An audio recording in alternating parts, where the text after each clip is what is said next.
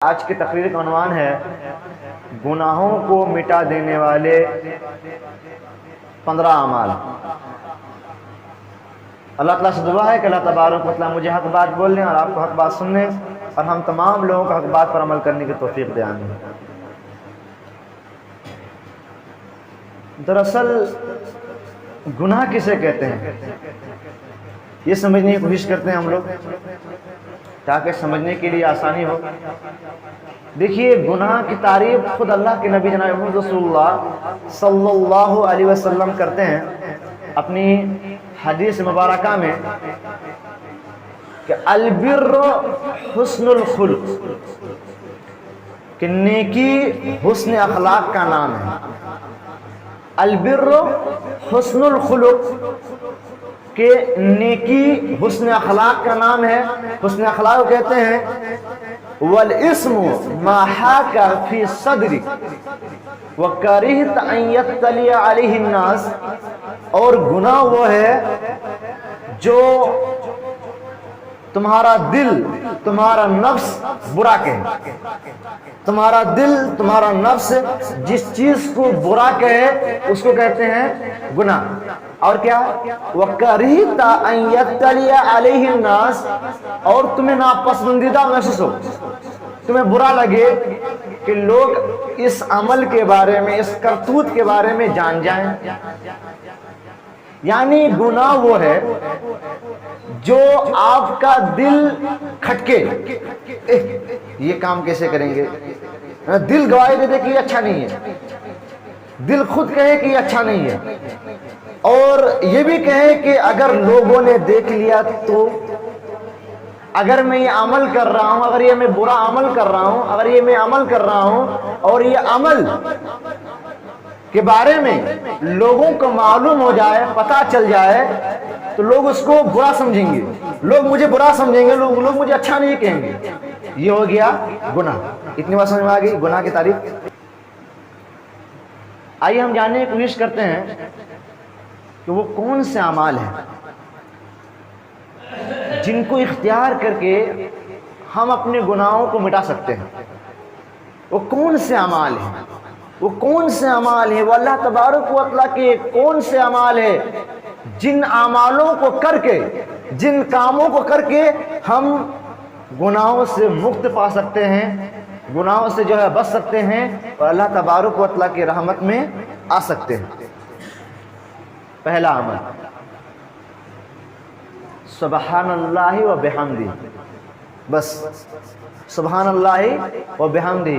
جو بھائی سبحان اللہ و بحمدہ کو کثرت سے پڑھتا ہے، زیادہ سے زیادہ پڑھتا ہے، اگر زیادہ سے زیادہ پڑھ نہیں پا رہا ہو لیکن کم سے کم کیا کرتا ہے، وہ دن میں 100 مرتبہ پڑھتا ہے، تو اللہ تبارک و تعالی اس عمل کی بدولت، اس عمل کی برکت سے، سبحان اللہ و بحمدہ کہنے کی وجہ سے اللہ تبارک و تعالی پچھلے تمام کے تمام گناہ معاف فرما دے گا، اگرچہ وہ سمندر کے جھاگ کے برابر ہی کیوں نہ ہو جائے۔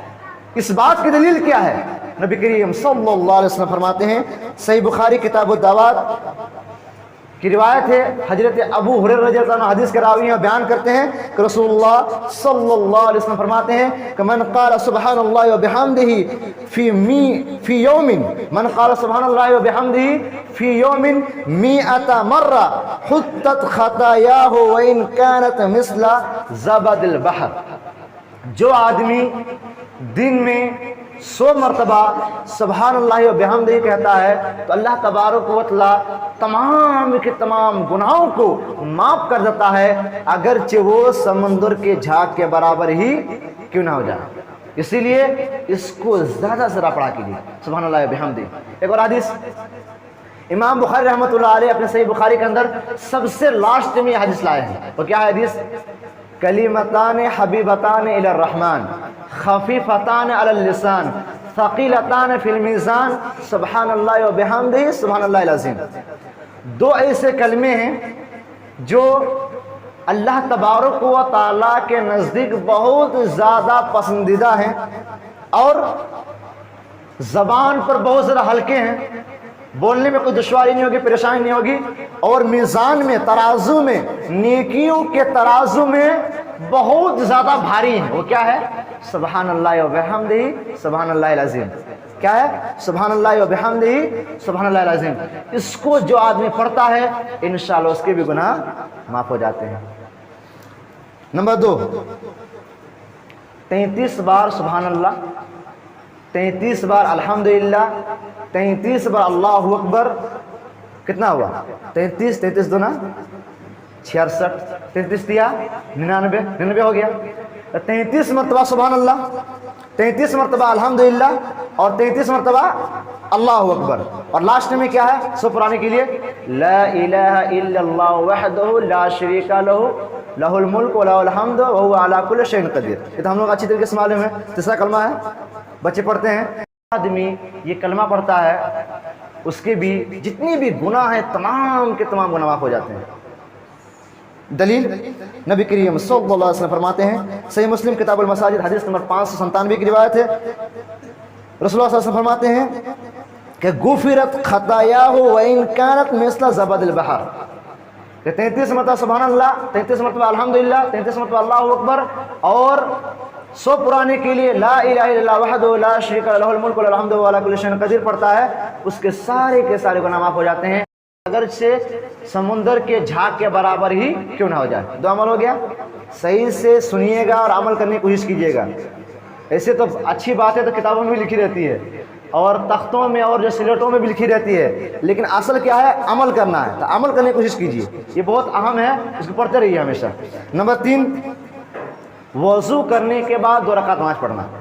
مطلب جو آدمی اچھی طریقے سے وضو کرتا ہے، اچھی طریقے سے دونوں ہاتھوں کو دھوتا ہے، اچھی طریقے سے دونوں ہاتھوں کو دھوتا ہے، اس کے بعد جو ہے اچھی طریقے سے جو کلی کرتا ہے، پھر اچھی طریقے سے 3 مرتبہ ناک میں جو ہے پانی ڈال کر کے بڑھیا صحیح سے صاف کرتا ہے، اچھی طریقے سے اپنے چہرے کو دھوتا ہے، اچھی طریقے سے آرام سے، ایسی نہیں جلدی بازی کرنا شروع کر دے، نہیں، اچھی طریقے سے چہرے کو دھوتا ہے 3 مرتبہ، اچھی طریقے سے کہنی ہو تو دھوتا ہے اور اچھی طریقے سے مسح کرتا ہے اور اپنے پیروں کو اچھی طریقے سے دھوتا ہے. جو آدمی وضو کرتا ہے اچھی طریقے سے بہترین طریقے سے اور 2 رکعت نماز پڑھتا ہے، سنت پڑھ لیا، مسجد میں کبھی کبھی آگے اور آرام کرنے کے لیے چلے آئے، آرام کرنے کے لیے چلے آئے اور وضو کرنے کے بعد 2 رکعت نماز پڑھتا ہے، اللہ تبارک و تعالیٰ اس کے بھی جتنے بھی گناہ ہیں ان کے گناہ معاف کر دیتے ہیں اللہ تعالیٰ. دلیل نبی کریم صلی اللہ علیہ وسلم کا حدیث ہے، صحیح بخاری کتاب الوضو حدیث نمبر 159 کی روایت ہے. حضرت عثمان غنی رضی اللہ تعالیٰ عنہ وضو کا طریقہ لوگوں کو بتاتے ہیں، بتانے کے بعد کہتے ہیں کہ من توضا نحو وضوئی هذا ثم صلى ركعتين لا يحدث فيهما نفسه غفر له ما تقدم من ذنبه. جو آدمی میرے طریقے سے طریقہ بتا دیا کہ ایسے وضو کرنا چاہیے، تو وضو کے طریقے کے مطابق وضو کرتا ہے اور اچھی طریقے سے نماز پڑھتا ہے، 2 رکعت نماز پڑھتا ہے. اور ایسا نہیں کہ نماز پڑھ رہے ہیں اور دھیان رہ گیا دکان میں جو ہے ہم بھولا لے رہے تھے، چاکلیٹ لے رہے تھے، بسکٹ لے رہے تھے، یہ کھا رہے تھے، وہ کھا رہے تھے اور 2 رکعت ایسے ہی ختم ہو گئی، پتہ نہیں چلا. ایسا نہیں، اچھی طریقے سے وضو کرنا اور اچھی طریقے سے نماز پڑھنا 2 رکعت. انشاءاللہ یہ عمل یہی عمل آپ کے گناہوں کو معاف کر دیں گے. نمبر 3 ہو گیا. نمبر 4، 5 وقت نماز پڑھنا. یہ انہی لوگوں کے لیے جی جو 5 وقت نماز پڑھتا ہے. ہم نماز ہی نہیں پڑھیں گے تو کیسے ہوگا؟ تو ہم 5 ٹائم اگر نماز پڑھتے ہیں، 5 وقت نماز پڑھتے ہیں تو ہمارے لیے بہت زیادہ فائدے ہیں. تو جو آدمی 5 ٹائم کا نماز پڑھتا ہے، خصوصی طور پر 5 وقت نماز پڑھتا ہے، ایسے لوگوں کے بھی گناہ معاف ہو جاتے ہیں. دلیل نبی کریم صلی اللہ علیہ وسلم فرماتے ہیں کہ آرائیتم، کہ تم گمان کرو، تم دیکھو، میں تم کو ایک مثال دے رہا ہوں. اللہ کے نبی صلی اللہ علیہ وسلم کہتے ہیں، بخاری کی روایت ہے کہ میں تمہیں ایک مثال دے رہا ہوں کہ اگر تمہارے گھر کے بغل میں ایک نہر ہے، ایک تالاب ہے، اور اس تالاب میں وہ آدمی کیا کر رہا ہے؟ 5 مرتبہ نہاتا ہے، 5 مرتبہ نہاتا ہے، تو کہتے ہیں صحابہ کرام کو کہ کیا فحال یبقا من درنہ شیء، کیا اس کے بدن سے میل کچل رہیں گے، گناہ نہیں میل کچل رہیں گے؟ تو صحابہ کرام نے کہا کہ لا یبقا من درنہ شیء، اس کے جو ہے جسم کے اندر گندگی نہیں رہے گی۔ بھائی صحیح سے وہ 5 مرتبہ غسل کرے، نہائے، میل کچل رہیں گے؟ نہیں رہیں گے۔ ویسے ہی نبی کے ساتھ فرماتے ہیں کہ فذالک مثل صلوات الخمس، یہی مثال 5 وقت کی نماز کی ہے۔ اگر تم 5 وقت نماز فرض کے ساتھ پڑھتے ہو تو کیا ہے کہ تمہارے جتنے بھی گناہ ہیں تمام کے تمام گناہ معاف ہو جاتے ہیں۔ دیکھا آپ نے؟ تو اگر آپ اپنے گناہوں کو معافی چاہتے ہیں، اگر آپ چاہتے ہیں کہ آپ کے گناہ معاف ہو جائیں، آپ جنت کے مستحق بن جائیں، جہنم سے بچ جائیں، قبر کے عذاب سے بچ جائیں، گھر کی تنگی سے، بے برکتی سے، بے سکونی سے بچ جائیں، تو 5 ٹائم نماز پڑھیے، پڑھیں گے نا انشاءاللہ؟ تو نیت کیجئے نماز پڑھنے کی 5 وقت کی۔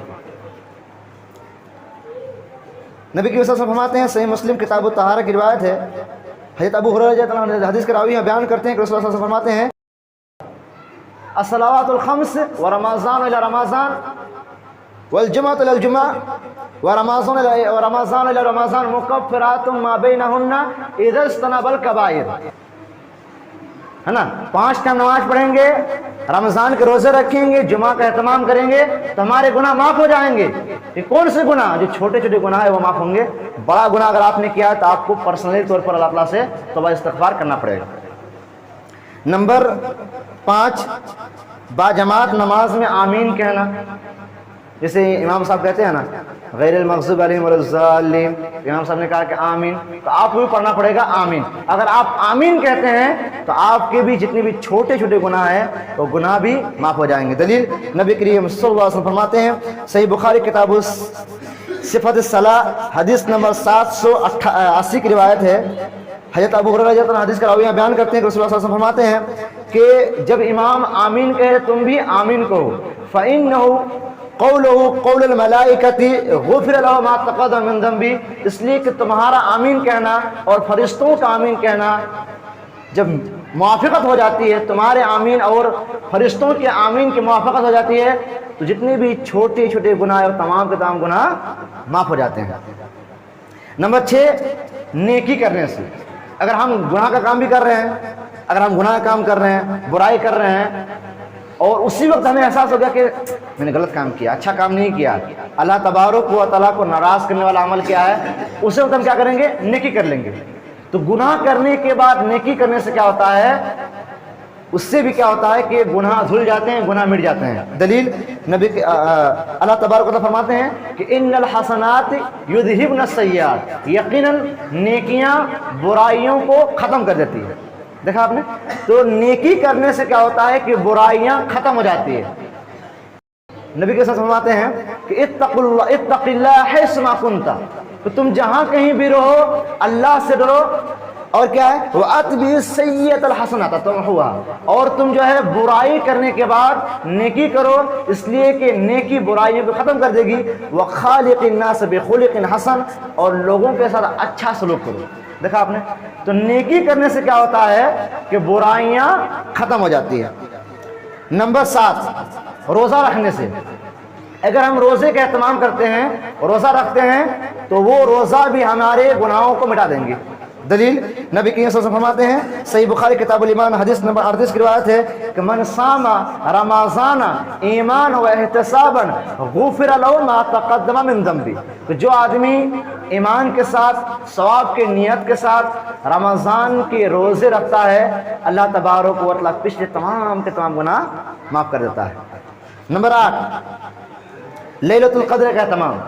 اگر ہم لیلۃ القدر کا اہتمام کرتے ہیں، شب قدر کا اہتمام کرتے ہیں، شب قدر کی رات کو ہم جاگتے ہیں، اللہ تبارک و تعالیٰ کی بندگی کرتے ہیں، تو یہ عمل بھی ہمارے گناہوں کو معاف کر دیں گے۔ دلیل نبی کریم صلی اللہ علیہ وسلم فرماتے ہیں، صحیح بخاری کتاب الصوم حدیث نمبر 1901 کی روایت ہے، حضرت ابو ہریرہ رضی اللہ عنہ حدیث کا راوی بیان کرتے ہیں کہ رسول اللہ صلی اللہ علیہ وسلم فرماتے ہیں کہ من قام لیلۃ القدر ایمانا و احتسابا غفر له ما تقدم من ذنبہ، جو آدمی لیلۃ القدر کا اہتمام کرتا ہے ایمان کے ساتھ، ثواب کی نیت کے ساتھ، تو اللہ تبارک و تعالی اس کے پچھلے گناہ معاف کر دیتا ہے۔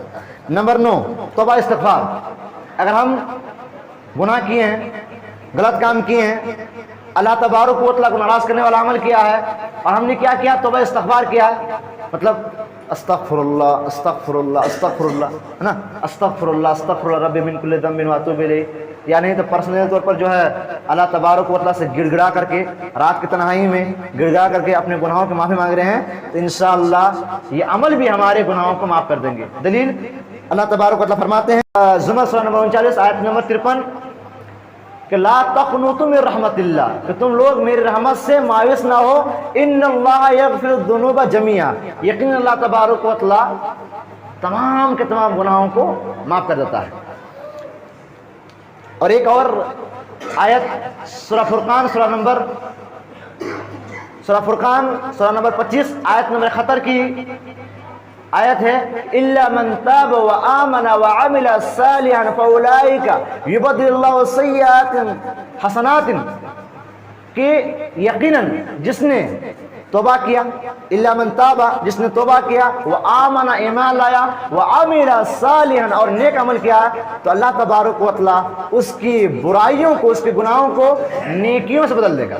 دیکھا آپ نے، اللہ اکبر، اللہ تبارک و تعالیٰ اتنا بڑا مہربان ہے کہ اللہ تبارک و تعالیٰ ہمارے گناہوں کو نیکیوں سے بدل دے گا۔ کیوں؟ کیونکہ ہم نے توبہ استغفار کیا۔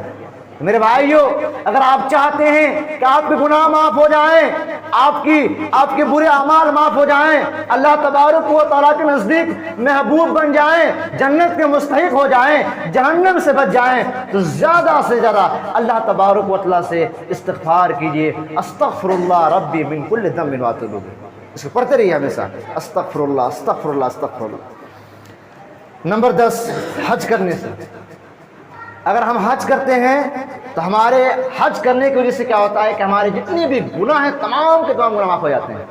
گویا کہ حدیث بتاتی ہے کہ جس طریقے سے ایک بچہ جو پیدا ہوتا ہے ماں کی گود میں، ماں کے بطن سے جس طریقے سے بچہ پیدا ہوتا ہے، جس طریقے سے وہ معصوم ہوتا ہے، ویسے ہی وہ آدمی معصوم ہو جاتا ہے جو آدمی حج کرتا ہے۔ دلیل نبی کریم صلی اللہ علیہ وسلم فرماتے ہیں، صحیح بخاری کتاب الحج حدیث نمبر 152 کی روایت ہے، حضرت ابو ہریرہ رضی اللہ عنہ حدیث کے راوی بیان کرتے ہیں کہ رسول اللہ صلی اللہ علیہ وسلم فرماتے ہیں کہ من حج للہ فلم یرفس ولم یفسق رجع کایوم ولدتہ امہ، کہ جو آدمی اللہ تبارک و تعالیٰ کے لیے حج کرتا ہے، اللہ کو خوش کرنے کے لیے حج کرتا ہے، اور وہ لغویات، غلط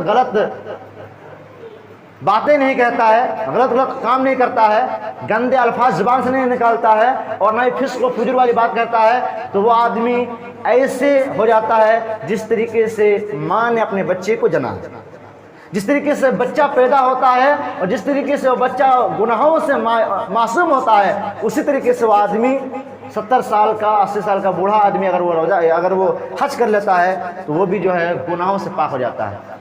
نمبر 11، صدقہ چھپا کر کرنا۔ ایک تو کرنا ہے جو چھپا، ایسے کھلے عام کرنا صدقہ، یہ بھی صحیح ہے، لیکن جو آدمی صدقہ کو چھپا کرتا ہے، صدقہ و خیرات کو چھپا کرتا ہے، ایسے لوگوں کے بھی گناہ معاف ہو جاتے ہیں۔ دلیل اللہ تبارک و تعالیٰ فرماتے ہیں، سورہ بقرہ سورہ نمبر 2 آیت نمبر 271 کی آیت ہے کہ وَإِن تُبْدُوا الصَّدَقَاتِ فَنِعِمَّا ہِيَ، اگر تم صدقات کو، صدقہ و خیرات کو ظاہر کرو تو یہ اچھا ہے، لیکن اگر تم جو ہے پوشیدہ کرو تو تمہارے لیے بہتر ہے، اللہ تبارک و تعالیٰ تمہارے گناہوں کا معاف فرما دے گا، تمہارے بخش کر دے گا۔ نمبر 12، لا الہ الا اللہ وحدہ لا شریک لہ لہ الملک ولہ الحمد وہو علی کل شیء قدیر، جو آدمی اس کلمے کو پڑھتا ہے تنہا، وہ تو پہلے بتا دیا آپ کو، سبحان اللہ الحمدللہ سبحان اللہ الحمدللہ اللہ اکبر ملا کے پڑھنا، یہ جو ہے اگر یہ پرسنلی طور پر لا الہ الا اللہ وحدہ لا شریک لہ لہ الملک ولہ الحمد وہو علی کل شیء قدیر، جو آدمی 100 مرتبہ پڑھتا ہے اسے فائدے کیا ہوں گے؟ 10 غلام آزاد کرنے کا ثواب، 100 نیکیاں، 100 برائی مٹ جائیں گی، اور کیا ہوگا؟ درجات بڑھ جائیں گے، درجات مقام مرتبہ بڑھ جائے گا۔ 10 غلام آزاد کرنے کا ثواب، 100 نیکیاں، 100 برائیاں مٹ جائیں گی، اور درجے آپ کے بڑھ جائیں گے۔ نمبر 13، نیک لوگوں کے مجلس میں بیٹھنا، جہاں نیکی کی بات ہو رہی ہے، جہاں قرآن و حدیث کی بات ہو رہی ہے، نیک لوگوں کے مجلس میں بیٹھنے سے کیا ہوتا ہے کہ جتنی بھی نیک لوگوں کے مجلس میں لوگ بیٹھتے ہیں تمام کے تمام گناہ معاف ہو جاتے ہیں۔ لمبی حدیث ہے، نبی کریم صلی اللہ علیہ وسلم حدیث ہے، صحیح مسلم حدیث نمبر 6045 کی روایت ہے کہ نیک لوگوں کے مجلس میں بیٹھنے سے کیا ہوتا ہے کہ گناہ معاف ہو جاتے ہیں۔ نمبر 14، اور صبر کرنا، تکلیف ہونے پر صبر کرنا۔ جو آدمی تکلیف ہونے کے بعد صبر کرتا ہے اس کے بھی گناہ معاف ہو جاتے ہیں۔ دلیل نبی کریم صلی اللہ علیہ وسلم کی حدیث ہے کہ حضرت عبداللہ بن مسعود رضی اللہ عنہ حدیث کے راوی میں بیان کرتے ہیں کہ میں ایک دن نبی کریم صلی اللہ علیہ وسلم کے پاس آیا، آنے کے بعد دیکھتا ہوں کہ نبی کریم صلی اللہ علیہ وسلم کو جب میں ہاتھ پکڑا لگا کہ بہت زور سے بخار ہے۔ تو عبداللہ بن مسعود کہتے ہیں کہ اللہ کے نبی آپ کو تو بہت زیادہ سخت بخار ہو گیا ہے۔ تو نبی صلی اللہ علیہ وسلم فرماتے ہیں کہ ہاں، مجھے 2 آدمی کے برابر جتنا 2 آدمی کو بخار ہوتا ہے، جتنی تکلیف ہوتی ہے اتنی تکلیف مجھے ہوتی ہے۔ تو حضرت عبداللہ بن مسعود کہتے ہیں کہ آپ کو تو ثواب بھی اتنا ہی ہوتا ہے۔ نبی صلی اللہ علیہ وسلم کہتے ہیں کہ ہاں، ثواب بھی مجھے اتنا ہی ہوتا ہے۔ اور نبی صلی اللہ علیہ وسلم کہتے ہیں کہ جو آدمی بخار ہو جائے، تکلیف ہو جائے، پریشانی ہو جائے اور وہ اس پر صبر کرے، یہ نہیں کہے کہ اللہ کو مجھے ہی ملا تھا، کسی کو نہیں ملا تھا، اللہ کو مجھے ہی ملا تھا اپنی برباد کرنے کی، نہیں۔